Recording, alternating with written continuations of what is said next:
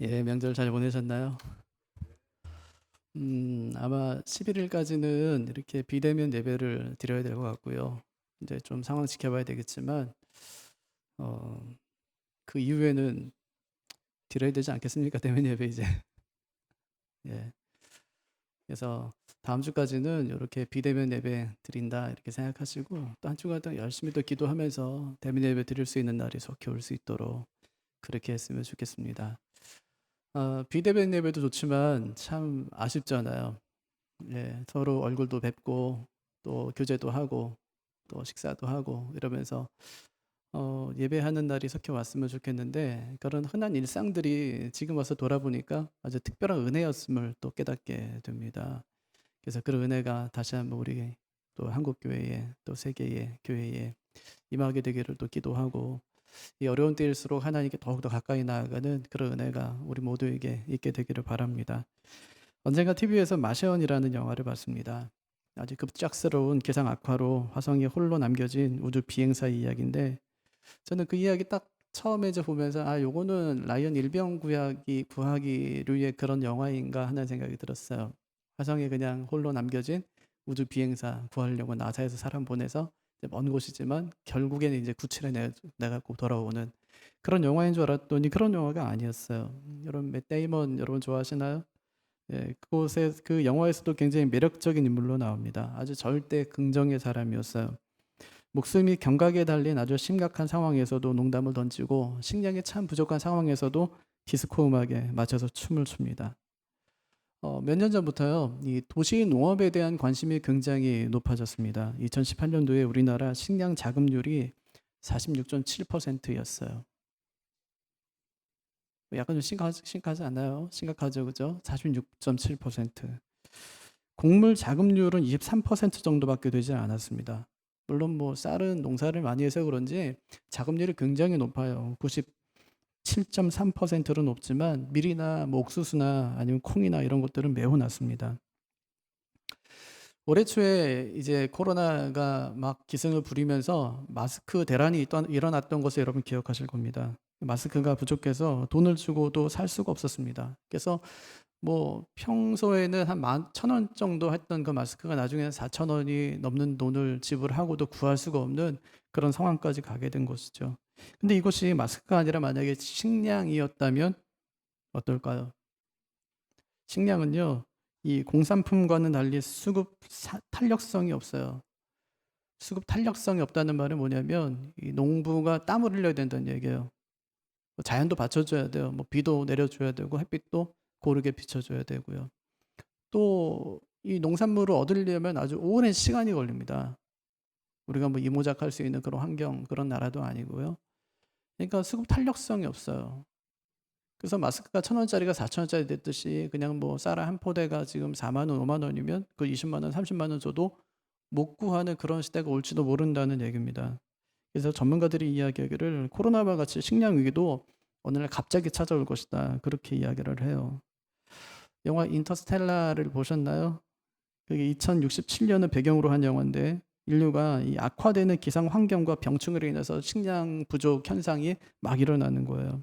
재배가 가능한 식물이 점점 줄어들어요. 대형 모래 폭풍 때문에 사방 그냥 이 흙먼지로 이제 가득합니다. 이렇게 인류는 식량 부족으로 인해서 멸망 위기를 겪는다. 이제 그런 얘기예요. 그 영화의 주인공이 전직 우주 이 조종사거든요. 전직 조종사인데 조종사 겸 엔지니어입니다. 현재는 농부예요. 농사일을 하고 있는 거예요. 그가 자신의 아들을 대학 문제로 담임 선생님과 만나요. 그때 담임 선생님이 이렇게 얘기합니다. 대학이 중요한 게 아닙니다. 지금 세상은 더 엔지니어가 필요 없습니다. 비행기나 텔레비전이 부족한 게 아니라 식량이 떨어져 갑니다. 세상은 농부가 필요합니다. 당신 같은 훌륭한 농부요. 그렇게 이야기를 해요. 다시 마션 얘기로 돌아가 볼게요. 화성에 홀로 떨어진 맷 데이먼의 유일한 관심사는 삼시세끼를 어떻게 내가 해결할 것인가 이제 그것입니다.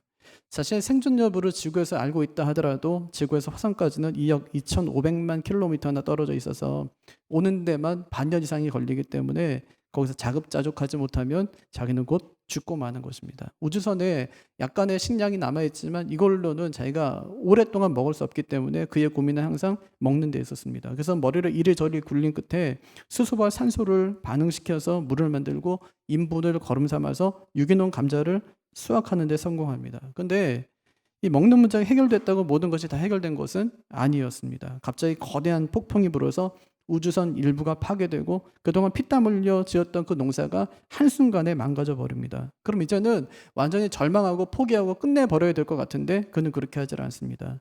어려움에 직면할 때마다 아주 기발한 묘수는 아니지만 성실하게 그 문제를 잘 해결해 갑니다. 제가 영화를 본 다음에 문득 이런 생각이 들었습니다. 그에게 화성은 지옥 같은 곳이었을까? 근데 저는 아니었다 이렇게 생각돼요. 아니었다. 그 영화를 보는 내내 그 주인공인 마트 와트니에게서 제가 본 것은 희망이었습니다. 시덥지 않은 농담을 계속 뱉고 그의 마음속에서 절망을 몰아낼 수 있었던 한 가지가 있었는데 그것은 바로 나는 언젠가 지구로 다시 돌아갈 수 있다는 그 희망이었습니다. 단테의 신곡 지옥편을 보면 지옥문 입구에 이런 글귀가 새겨져 있습니다. 이곳에 들어오는 그대여 모든 희망을 버릴지어다. 지옥은요, 독사가 막 우글거리는 그런 곳이 아닙니다. 어떤 분이 지옥에 갔다 왔다는데 그분들 뭐 간증 많잖아요. 어떤 곳에 갔더니 거기는 벌레가 그렇게 많더래요. 어떤 장소가. 그래서 사람에게 뚫린 데 있잖아요. 눈, 코, 뭐 입, 귀 이런 데로 다 기어 들어간다는 거예요.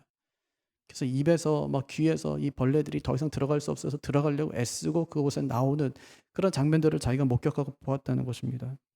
근데 지옥은 그런 곳만이 아닙니다. 지옥은 이제 희망이 없는 곳, 아무런 희망이 없는 막막한 상황이 영속되는 곳, 그것이 지옥이라는 것입니다. 우리의 삶은 지옥인지 천국인지 모르겠어요. 근데 참 신기한 것은 예수 믿는 사람들이 천국에서 지옥을 경험하며 산다는 것입니다. 그걸 보면 참 신기해요. 인생에 분명히 예수가 있는데 소망이 없어요. 참 기쁨이 없는 거예요. 천국 백성이 지옥 백성의 삶을 이 땅에 살아가는 것입니다. 여러분 왜 이런 일이 벌어질까요? 저는 자기 신앙 점검을 제대로 하고 있지 않기 때문이라고 생각해요. 살면서 자기 신앙 점검을 하질 않는 거예요. 이거 제일 잘하는 데가 어딜까요? 신천지예요. 신앙 점검 제일 잘하는 데가 아이러니하게도 신천지입니다. 거기는 신앙 점검 시험이 있어요. 새 언약 이행 시험이라고 소위 천국 자격 시험이라 불리는 그 시험입니다. 여러분 뉴스에 나온 거 보셨나요? 코로나 사태 터지면서 이 사람들이 빼곡히 붙어 앉아가지고 시험 보는 그 장면 보셨나요? 북한 모 저리 가라요. 우화열이 어떻게 그렇게 잘 맞아요? 시험지를 나눠주는 사람도 뭐 국내 68개 지소, 해외 31개 지소. 그 시간에 동시간대에 정말 수천 명, 수만 명이 앉아가지고 그 시험을 보는 거예요. 천국 자격 시험. 이만희가 이야기하는 그 14만 4천 명 안에 들어오는 순위 시험이라고 합니다. 잘 보면 순위가 높아진다는 거예요. 돈 내고 본대요. 떨어지면 인쇄비까지 낸답니다. 천국 자격 시험. 소위 말하는 신앙 점검 시험이라고 불리는 그 시험을 그들이 계속 봐가면서 졸업생을 내가 이번에 신천지에서는 몇 명을 배출했다는 그런 이야기들을 하는 것을 우리 많이 듣지 않습니까? 우리에게도요 신앙 점검이 필요합니다. 제 컴퓨터 앞에 포스트잇이 몇 장 붙어 있는데 그 중에 하나가 히브리서 12장 15절을 기록해 놓은 말씀입니다. 하나님의 은혜에 이르지 못하는 자가 없도록 하라. 이 말씀이 저에게 얼마나 부담이 되는 말씀인지 몰라요. 또 하나가 내가 행하는 한편의 설교가 성령께서 역사하셔서 주인을 회개케 하는 도구가 되게 해달라는 그런 기도문입니다. 김홍만 목사님이라는 분이 당신의 신앙 점수는 이라는 책을 쓰셨습니다. 그분은 청교도 학자거든요. 교류문답과 관련된 많은 책들을 쓰셨습니다. 근데 이 책 서문을 보면 이 책을 쓴 동기가 나옵니다. 어떻게 하면 성도들이 자신의 구원을 점검해보고 확실한 그리스도인이 되도록 도울 수 있을까 하는 마음에 이 책을 쓰게 되었다. 그렇게 이야기합니다. 그래서 1부에서는 20개, 2부에서는 40개의 질문을 통해서 자신의 신앙을 점검하도록 하였습니다. 그럼 건강하려면 어떻게 해야 돼요? 밥 잘 먹고 뭐 운동 잘하고 잠 잘 자고 스트레스 안 받고 건강하대요. 그럼 다이어트도 성공하고 건강관리도 성공하는 것입니다. 요즘에는 성공 관련된 책들이 많이 나오죠. 여러분 어떻게 하면 성공할 수 있답니까? 제가 자기 개발서 읽어보니까 목표와 태도 거기에다 실행력이에요. 목표를 갖고 어떤 태도로 가느냐 참 중요하고 거기다가 실행력을 더하면 반드시 성공할 수 있다. 그렇게들 이야기합니다. 그러면 성공은요, 몰라서 못하는 거 아닙니다. 불가능해서 못하는 것이죠. 이원석이라는 친구가 있어요. 거대한 사기극이라는 책을 썼는데 제가 어떻게 이 책을 쓰게 됐냐고 물었어요. 그랬더니 자기도 한때는 자기계발서에 굉장히 심취해 있었대요. 1000권을 읽고 내린 결론이 거대한 사기극이라는 것이라고 그렇게 이야기를 했습니다. 이 책에서 이렇게 얘기를 해요. 자기 개발의 주장에 의하면 성실한 노력과 위대한 생각으로 현실을 창조할 수 있다는 것이다. 하지만 자기 개발은 뇌 내 망상으로 현실을 착취하는 일종의 이데올로기에 지나지 않는다. 그러니까 자기 개발서는 거짓말은 아니지만 실현 불가능한 것을 추구하게 만드는 괴물과도 같다. 이제 그런 말입니다. 안 된다는 얘기예요. 자기 개발서 뭐 백날 읽어봐야 되든가요? 안 되죠, 그죠? 정말 안 되는 게 그거예요. 거기서 무슨 생명이 있겠습니까? 그럼 사람이 바뀌는 건 딱 한 가지예요. 생명이 들어올 때 사람은 바뀌어요. 생명이. 생명은 뭐 세상을 찾아볼 수가 없잖아요. 세상은 다 죽음이고 사망인데 생명은 오직 하나님 말씀 아닙니까? 예수 그리스도 아닙니까? 그분 한 분이 우리 안에 들어올 때에 우리가 바뀌는 것이지 절대 어떤 사람의 말이든지 아니면 내 태도든지 나의 열심히 나를 바꿀 수가 없다는 거예요. 오늘 말씀이 그 생명에 관한 말씀입니다. 무엇이 우시야를 변화시켰고 그를 성공한 왕으로 이끌었는지 오늘 그것을 살펴보도록 하겠습니다. 출애굽한 이스라엘이요 40년 동안 광야 생활합니다. 그리고 가나안에 들어가죠. 5년간의 정복 전쟁을 마쳐요. 그리고 300년간 사사시대가 이제 사사시대가 이제 사사시대를 지나죠. 그 다음에 사시대가 끝나고 난 다음에 왕정 500년이 이제 시작됩니다. 500년간의 통치가 시작되는 거죠. 왕정 500년 중에 처음 120년은 통일된 나라였어요. 그러니까 사울이 40년, 다윗이 40년, 솔로몬이 40년을 통치합니다. 그리고 이 북이스라엘과 남유다로 나뉘어서 약 200년간은 한민족 두 국가로 존재하죠. 그리고 200년 만에 북이스라엘이 아수리에 의해서 멸망당하고 남유다가 150년을 더 지내게 되죠. 결국 이제 이 남유다도 바벨론에 의해서 멸망당하고 나서 70년간 바벨론 포로 생활을 한 뒤에 돌아오게 되는 이야기가 구약 성경에 잘 기록되어 있죠. 한민족 두 국가로 있었던 그 얘기는 11개 상하에 잘 기록되어 있습니다. 그런데 그 얘기가 잠깐 복잡한 거는 북왕국과 남왕국을 자꾸 왔다 갔다 하기 때문에 11개 약간 좀 복잡해요. 근데 뭐 이해할 수 없을 정도는 아니에요. 그냥 읽다 보면 이게 어떤 이야기구나 이제 그런 것들을 대체로 알 수 있는데 반면에 역대상하는 다윗으로부터 시작해서 남유다의 역사만을 기록해 놓습니다. 두 나라의 특징이 있다면 북이스라엘은 200년 동안 7번의 쿠데타를 통해서 19명의 왕이 다스립니다. 반면에 남유다는 350년 동안 다윗의 혈통이었던 수명의 왕이 나라를 다스립니다. 북이스라엘은요 한결같이 하나같이 그냥 19명의 왕이 전부 여로보암의 길을 걸어요. 우상 숭배의 길을 걷죠. 하지만 남유다는 그래도 중간중간에 한 명씩은 다윗의 길로 간 그런 왕들이 있었다는 것입니다. 오늘 말씀에 등장하는 우시야는 남유다의 10번째 왕이었습니다. 그는 16살에 아버지 아마샤의 뒤를 이어서 왕이 되죠. 그리고 52년간 남유다를 통치합니다. 그의 통치는 전반기와 후반기로 나뉠 수 있는데 전반기는 아주 좋았습니다. 아주 개혁적인 왕이었습니다. 하나님 말씀 그 율법을 따라서 하나님의 지도를 받으면서 통치하는 그런 왕이었습니다. 하나님께서 성경에 말씀하셨던 정말 하나님 마음에 합한 그런 왕이었습니다. 하지만 후반기는 그렇지 않았습니다. 16절 말씀 보면 그가 강성해지자 그의 마음이 교만해졌다. 그렇게 이야기하죠. 그의 교만은 도를 넘어서 나중에 예루살렘 성전에 들어가서 자신이 직접 하나님께 제사를 드리겠다고 합니다. 결국 어떻게 되죠? 나병에 걸려서 죽는 날까지 환자로 살고 그의 인생을 마치게 됩니다. 어쨌든지 통치 초기의 우시야는 하나님께 칭찬을 받는 그런 왕이었습니다. 4절을 보십시오. 우시야가 그의 아버지 아마샤의 모든 행위대로 여호와 보시기에 정직하게 행하며, 그러니까 하나님 보시기에 바른 왕이었다. 그렇게 얘기하는 거죠. 어쨌든지 그렇게 얘기하는 거예요. 그가 어떻게 이런 바른 통치자가 될 수 있었냐면 5절에 하나님의 묵시를 밝히 하는 스가랴가 사는 날에, 그러니까 스가랴가 사는 날 동안에 하나님을 찾았고 그렇게 얘기하죠.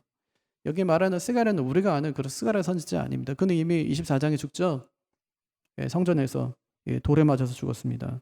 이 사람은 아마 당시 신실한 제사장이었을 것이라고 봅니다.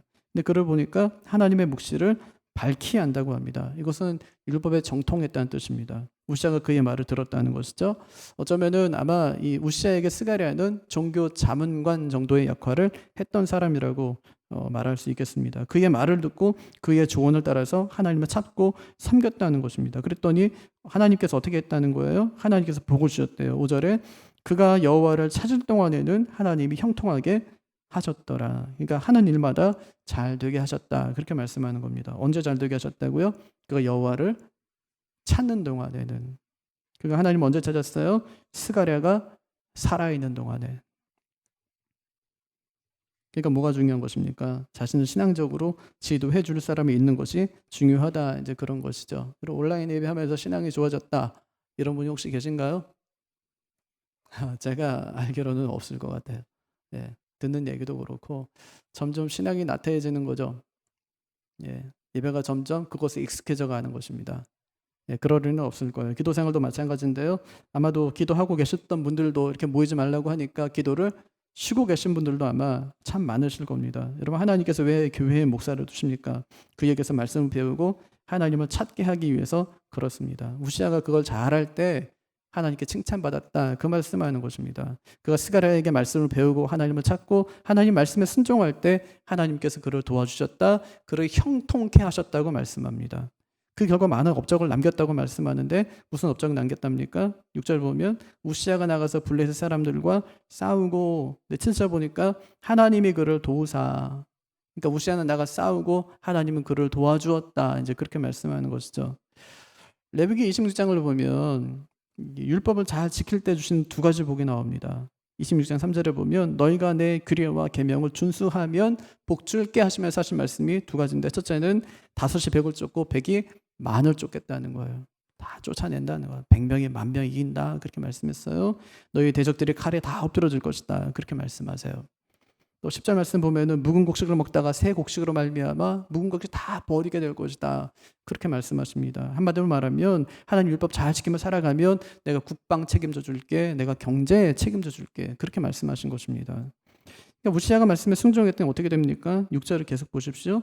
가드 성벽과 야분의 성벽과 아스도 성벽을 헐고 우시아가 블레셋의 주요 성읍들을 전부 함락했다는 뜻이에요. 아스도 땅과 블레셋 사람들 가운데 성읍들을 건축하며 아스도 땅과 블레셋 땅 여러 지역을 그곳에 새롭게 성읍들을 건축했다는 말입니다. 이 말은 우시아가 블레셋을 완전히 정복했다는 뜻이죠. 그 승리의 비결은 뭐라고 말씀하는 거예요? 7절에 보니까 하나님이 그를 하나님이 도와서 승리하게 되었다고 말씀합니다. 여기서 그치는 것이 아니에요. 계속해서 승리해 갑니다. 7절을 보면 우시아가 블레셋도 치고 아라베도 치고 마온도 칩니다. 이들은 모두 전부 유다를 괴롭혔던 그런 나라들이었어요. 그런데 우시아가 그들을 쳐서 전부 굴복시켰다는 말입니다. 그리고 그들에게 조공까지 받아요. 그리고 그의 이름이 애굽 변방에까지 미치게 되었다. 그렇게 말씀하거든요. 변방이라는 말은 뭐 예전에 이스라엘 백성들이 살았던 그거 있잖아요. 고센 땅 같은 그런 곳이야. 네, 저 변방 아주 지방 아주 저 변두리. 예, 그런 것까지 전부 이스라엘 이름이 그 명성이 퍼졌다. 그렇게 말씀하는 것이죠. 여러분 어떻게 이렇게 됐다는 것입니까? 하나님의 도우심 때문에 우시아가 하나님을 찾자 하나님께서 그를 형통케 하셨다고 말씀하는 것입니다. 당시 그의 힘이 얼마나 셌는지 한번 9절부터 보십시오. 9절부터 11절에 보면은 얼마나 셌는지 나오는데 예루살렘 성 세 곳에 망대를 세우고 그것을 요새로 만듭니다. 농부들을 배치시켜서 가축을 지키고 포도원을 가꾸게 합니다. 그리고 그 허업을 판 곳곳에 망대를 세웠다 그렇게 이야기합니다. 전국토를 요새화하였다 그런 뜻이죠. 그뿐이 아니에요. 이 우시아에게는 언제든지 나와서 싸울 수 있는 큰 규모의 군대가 있었습니다. 12절을 보십시오. 족장이 몇 명입니까? 2,600명이다 그렇게 얘기하는데 여기 말한 족장은 장교입니다. 장교가 2,600명. 군인은 몇 명이죠? 30만 7,500명이었다 그렇게 얘기하죠. 근데 그냥 군인이 아니에요. 13절 하반절을 보면은 건장하고 싸움에 능하여 왕을 도와 적을 치는 자 그렇게 얘기하죠. 우리나라 군인들로 얘기하면 UDT, 해병대, 특전사 이런 군인들이죠. 이 군인들만 30만 명이 넘었다는 것입니다. 14절을 보면 우시아의 군사들이 어느 누구 하나 방패 없는 자 없고 창 없는 자 없고 투구 없는 자 없고 갑옷 없는 자 없고 활과 문맷돌을 가지지 않은 자가 없다. 그렇게 이제 이야기합니다. 또 15절을 보면 우리나라에 방위 산업체 같은 것이 있어요. 무기 기술자들을 두고 계속해서 무기를 개발하는 것까지 있었다. 그렇게 이야기하거든요. 어떻게 이렇게 강성한 나라 만들 수 있었다고요? 15절 하반절에 그의 이름이 멀리 퍼짐은 기이한 도우심을 얻어 강성하여 짐이었더라. 기이한 도우심을 얻었다는 말은 상식적으로 이해하기 힘든 그 불가능한 도우심을 통해 강성한 나라가 되었다. 이제 그런 말씀이거든요. 그러니까 이것은 누가 한 일이라는 말입니까? 하나님께서 그를 도와주셔서 한 일이다. 그렇게 말씀하는 것이죠. 하나님이요 인간이 이해하기 힘든 방식을 통해서 역사하셨다는 이야기를 하는 것입니다. 여러분 지금도 하나님께서 그렇게 역사하시는 분이심을 여러분 믿으십니까? 하나님은요 지금도 기이한 방식으로 인간이 이해할 수 없는 그 방식으로 자신의 뜻을 자신의 역사를 이루시는 분이십니다. 근데 누굴 통해서 이루신다는 얘기예요? 하나님을 찾는 자, 하나님 말씀에 순종하는 자를 통해서 그 일을 이루신다는 얘기입니다. 5절에 보니까 찾았고 그렇게 말씀하시죠. 누굴 도와요? 찾는 자를 도우신대요. 또 보세요. 찾을 동안에는 그렇게 얘기하죠. 찾는 동안에는 계속해서 돕는다는 말입니다. 찾고 찾으면 하나님이 약속대로 국방도 지켜주고 경제도 책임져 주겠다고 말씀하고 계신 것입니다. 오늘 말씀의 핵심이 뭔가요? 우시아가 하나님 말씀을 찾았고 하나님은 그를 도우셨다. 그것이죠. 그죠? 우시아가 하나님을 찾은 거예요. 찾았어요. 그때 하나님께서 그를 도우셨어요. 저는 이것이 굉장히 중요한 포인트라고 생각합니다. 여기 찾았다는 말은요. 아사왕 있잖아요. 남유다의 6대 왕 아사왕. 여기서 아주 집중적으로 나타나는데 그는 신앙 회복 운동을 일으킨 사람이었습니다. 전국에 있는 이방 제단과 산당들을 전부 부수고 아세라 신을 전부 찍어서 없애버렸어요. 왕인데 전국으로 막 돌아다녀요. 여호와를 찾고 율법과 계명을 지켜야 됩니다. 이러면 사람들에게 계속 하나님 복음을 전하는 거예요. 그게 집중적으로 사용되었던 단어가 따라쉬라는 단어인데 찾았다는 단어예요. 찾았다. 그가 하나님을 찾았다는 것입니다. 이것은 신앙적인 관점에서 하나님께 대한 신앙의 척도를 나타내는 그런 말입니다. 하나님을 찾았느냐, 하나님을 따랐느냐 하는 것입니다. 다윗의 길을 따랐느냐, 여로보암의 길을 따랐느냐. 이것이 선한 왕이냐, 악한 왕이냐를 가르는 기준 아닙니까? 누굴 찾았다는 것이죠? 우시아가 하나님을 찾았다는 것입니다. 그 전적으로 하나님을 의지하고 하나님 말씀에 순종하며 신앙의 정도를 걸어갔다는 말입니다. 그랬더니 어떻게 됐다고요? 하나님께서 그를 도우셨대요. 하나님이 도와서 인생에서도 성공하고 통치에서도 성공하게 하셨다는 말입니다. 왜 도와주죠? 하나님 우시아를 왜 도와주세요? 그 잘한 게 2개가 있는 거예요. 첫째는 스가랴의 가르침을 잘 따른 거예요. 두 번째는 하나님 말씀에 순종한 것입니다. 여러분 왕은 요거 잘하면 되는 거예요. 아담이 에덴의 왕이었다고 그랬죠?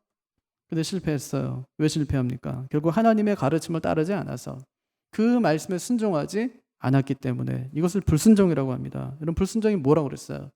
불순종은요 하나님이 시키지 않는 일, 시키는 일 그거 안 한 거 이제 그게 불순종이 아니라고 말했습니다. 하나님을 버리고 내가 내 인생의 주인이 된 것 그것을 불순종이라고 했습니다. 그렇게 되면 나타나는 결과가 무엇입니까? 더 이상 하나님의 통치를 받지 않는 것입니다. 왕은 하나님의 통치를 대행하는 사람인데 내가 하나님 자리에 서게 되는 것입니다.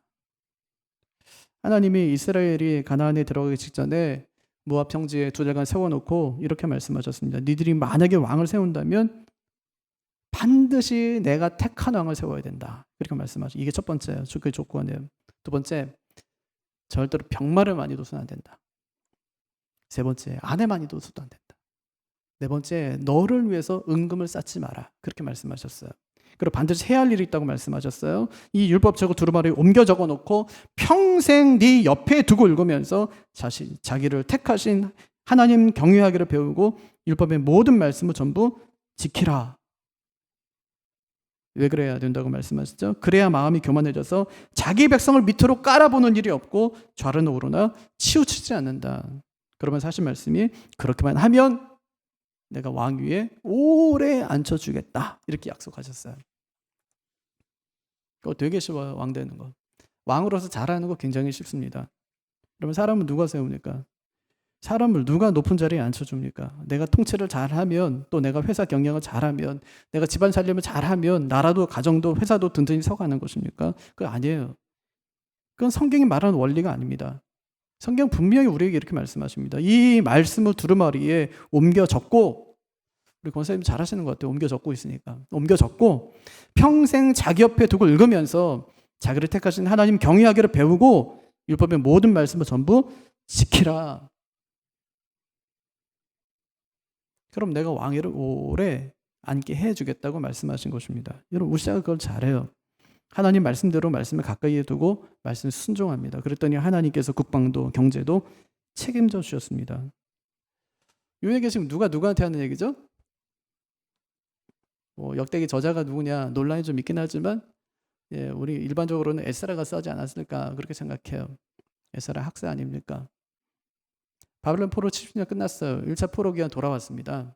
스룹바벨하고 5만 명 정도 돌아왔어요. 성전을 잘 지었습니다. 물론 아름다운 성전은 아니에요.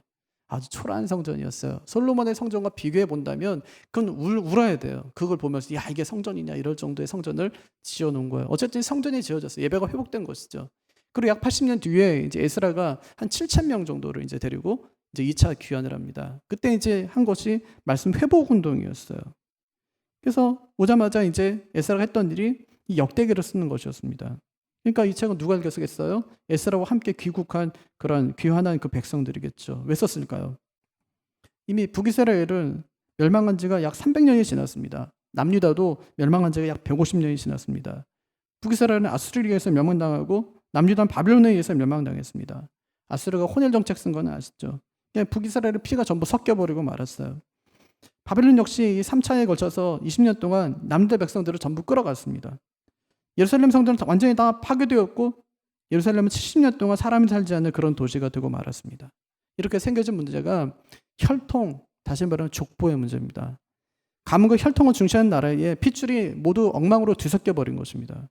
이런 상황에서 공동체를 다시 시작해야 됩니다. 여러분 그러면 제일 먼저 해야 될 일이 뭐죠? 당연히 자신들이 누구고 어디서 왔는지를 명확히 하는 일입니다. 그래서 에스라가 아담으로부터 시작하는 그 족보를 써내려가기 시작하는 거예요. 자그마치 그 족보 얘기를 역대상 1장부터 시작해서 9장까지 숨도 쉬지 않고 써내려갑니다. 왜 이 족보가 중요할까요? 예수님께서 아담과 다윗으로부터 오셔야 되기 때문입니다. 그래서 에스라는 다윗으로부터 시작되는 왕들의 이야기를 통해서 하나님께서 어떻게 메시아가 오시는 길을 신실하게 이루어 오셨는가를 그 백성들에게 이야기하는 것입니다. 그래서 북이스라엘은 200년 동안 7번의 구테타가 일어나서 19명의 왕이 통치하지만 남유다는 비록 다윗의 길을 걸은 그 왕들이 한 손에 꼽을 정도로 적었지만 그럼에도 불구하고 다윗의 혈통을 따라 수명의 왕이 350년간 어떻게 통치를 했는지 잘 보여주는 그런 책을 기록한 것입니다. 이것을 통해서 에스라가 말하고자 하는 것은 하나님께서 신명기 28장에서 오늘 내게 명령하는 그 모든 명령을 지켜 행하면 여호와께서 너를 모든 세계 모든 민족이 뛰어나게 하실 것이고 여호와의 말씀을 청종하면 이 모든 복이 내게 임하며 성읍에서도 복을 받고 들에서도 복을 받고 내 자녀와 토지와 소산과 짐승의 새끼와 내 광주리와 떡반죽 그릇까지 복을 받겠지만 만약에 그 말씀을 순종하지 않으면 이 모든 저주가 내게 임하며 내게 이를 것이니 내가 성읍에서도 저주를 받고 들에서도 저주를 받을 것이며 내 광주리와 떡반죽 그릇이 저주를 받고 내 자녀와 네 토지와 네 가축들이 저주를 받을 것이고 들어와도 저주를 받고 나가도 저주를 받을 것이라는 그 말씀을 통해서 하나님께서 그 뒤에 이어지는 그 역사를 통해서 하나님께서 말씀에 그 말씀이 어떻게 이루어지는가를 에스라가 그 백성들에게 전해주고 들려주는 것입니다. 그 왕들의 이야기를 통해서. 다윗으로부터 시작된 그 왕들이 하나님 말씀을 따라 다윗의 길을 걸을 때에는 어떻게 하나님께서 국방도 책임져주고 어떻게 하나님께서 경제, 그들이 먹고 사는 문제도 해결해 주셨는지를 들려주고 만약에 그렇지 않았을 때에는 하나님께서 어떻게 그들을 저주하며 어떻게 그들이 힘든 생활들을 보내는지를 에스라가 하나하나씩 다 기록해 놓은 것입니다. 그래서 에스라가 이 책을 이제 막 포로에서 귀환한 사람들에게 들려주며 우리도 그렇게 삽시다. 그런 이야기를 하는 것입니다. 우리도 하나님 찾아야 됩니다. 그 말씀을 들어야 됩니다. 그 말씀에 순종해야 됩니다. 비록 지금은 성전도 형편없고 백성도 많지 않고 먹고 살 일도 막막하지만 우리가 우시아처럼 하나님을 찾고 그 말씀에 순종한다면 우리도 강성한 나라가 될 것입니다. 하나님의 국방을 지켜주셔서 우리는 다시는 바벨론으로부터 침략당하지 않을 것이고 먹는 문제 때문에 고생하지 않을 것입니다. 그러니 하나님을 찾읍시다. 그때부터 시작해서 약 14년 뒤에 느헤미야가 3차 귀환했을 때 예루살렘에서 말씀 부흥 운동이 폭발적으로 일어납니다. 저는 우리가 좀 그렇게 살았으면 좋겠어요. 정말 하나님 한 분만 뜨겁게 사랑하고 그 말씀 붙들고 한번 살아봤으면 좋겠습니다. 요즘에 한참 입시철이더라고요. 고3들 또 재수하는 친구들 입시 준비로 인해 속이 막 탈 텐데 제가 인터스텔라에 나온 담임 선생님 말을 한번 패러디해서 말해볼게요. 대학이 중요한 게 아닙니다. 지금 세상은 더 엔지니어가 필요 없습니다. 비행기나 텔레비전이 부족한 게 아니라 말씀이 떨어져 나갑니다. 세상 신자가 필요합니다. 당신 같은 훌륭한 신자요. 당신 같은 훌륭한 신자요.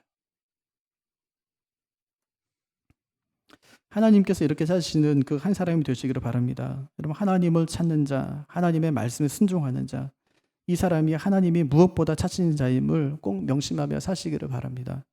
요즘에 종종 청년들 사이에서 교회 다니는 것이 참 부끄럽다는 말을 참 많이 듣습니다.